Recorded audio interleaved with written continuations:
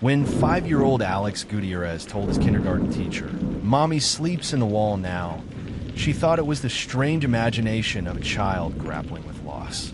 But 3 days later, officers pulled back a panel in the family's hallway closet, and what they discovered stopped the entire neighborhood cold. This is the true story of what really happened behind the drywall on Pineview Drive, in Cedar Kills, Indiana, a small, wooded town where people leave their doors unlocked and wave at strangers. IT was the kind of place that seemed too quiet for evil to settle. But beneath the veneer of charm and community barbecues, secrets had a way of sinking deep, like roots under old soil. Isabella Izzy Gutierrez had lived on Pineview Drive for 6 years with her husband, Marco, and their son, Alex. She was 32, bright-eyed, and worked part-time at the public library. Locals knew her as kind, patient, and maybe a little reserved, but never rude. Marco, 36, was a carpenter. Handy, quiet, sometimes brooding. The kind of man neighbors respected from a distance. He worked long hours, but always came home in time for dinner. Until he stopped point one rainy Tuesday morning in April, Izzy missed her library shift. She didn't call in sick, didn't text anyone. At first, no one panicked. People assumed maybe she'd caught a flu. But by day 3, her co-workers began calling. Marco told anyone who asked that she'd gone to stay with her sister in Ohio after an argument. But no one could reach the sister. Social media went quiet. Her phone was off. And little Alex, he started acting strange. On April 17th, Alex drew a picture during arts and crafts. It showed a stick figure woman inside a rectangle, surrounded by gray bricks. When his teacher, Mrs. Dorn, asked who it was, he pointed and whispered, "That's Mommy. Daddy put her there."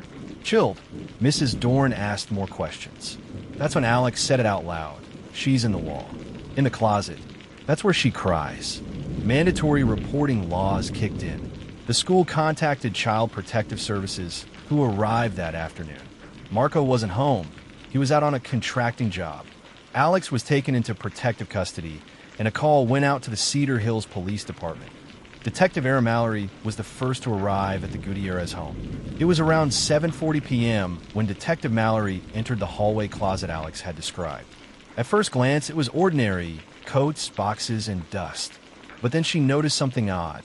The back wall was newer, fresh wood trim, no scuff marks, no baseboards. She tapped. Hollow.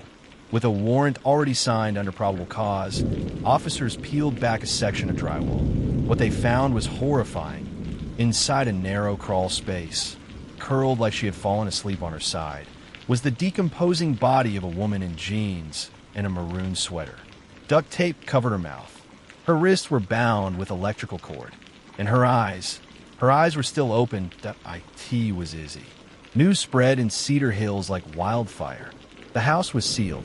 Marco Gutierrez was declared a person of interest immediately, but he was nowhere to be found.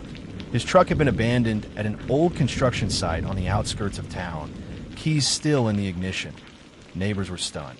Some claimed they'd heard arguing late at night, but nothing serious. Others remembered Izzy wearing sunglasses to church once in winter. No one had seen bruises. No one had asked questions. Alex, meanwhile, was placed into emergency foster care.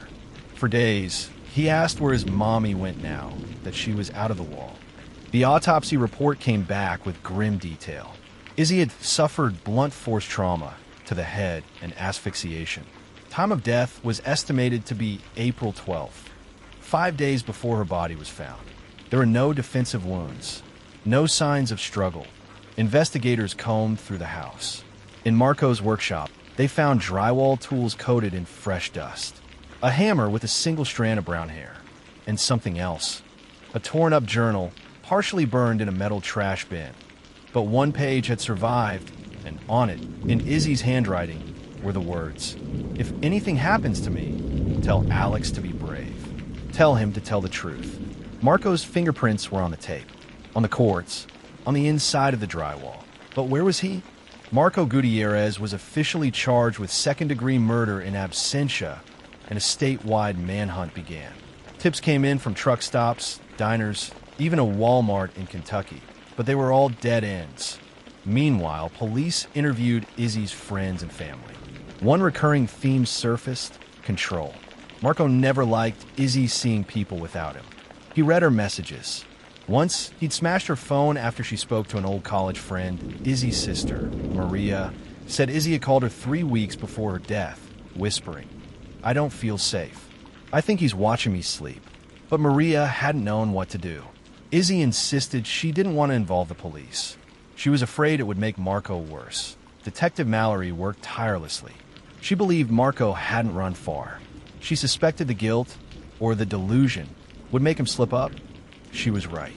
Exactly 12 days after the body was discovered, a hunter near Big Pine State Forest spotted a man sleeping under a tarp with a rusted shotgun at his side. He called the tip and SWAT moved in quietly at dawn. Marco was arrested without resistance that he was barefoot. He lost weight, and as they cuffed him, he whispered, "She made me do it." The trial began 6 months later. Marco pled not guilty by reason of insanity. His defense painted a picture of a man unraveling, paranoid, convinced his wife was cheating, possibly schizophrenic. They presented journal entries filled with erratic thoughts, drawings, and claims that Izzy was communicating through the walls. But the prosecution had something stronger: Alex's testimony. Now 6, with the help of a child psychologist, Alex told the court, "Daddy yelled at Mommy. He pushed her. Then he said not to tell, or I'd go in the wall too." Gasps filled the courtroom. Marco's face remained blank. After a 2-week trial and only 4 hours of deliberation, the jury found Marco Gutierrez guilty of first-degree murder. He was sentenced to life in prison without parole. Cedar Hills would never be the same. The house on Pineview Drive was sold, gutted, and eventually torn down. Locals called it the Closet House long after it was gone. Alex was adopted by his Aunt Maria and moved to Ohio. He reportedly still talks to therapists and sometimes says he dreams of walls breathing. Detective Mallory took a sabbatical after the case. She later admitted it was the most emotionally grueling investigation of her career. "I've seen a lot, but hearing a 5-year-old explain where to find his mother's body, that doesn't leave you."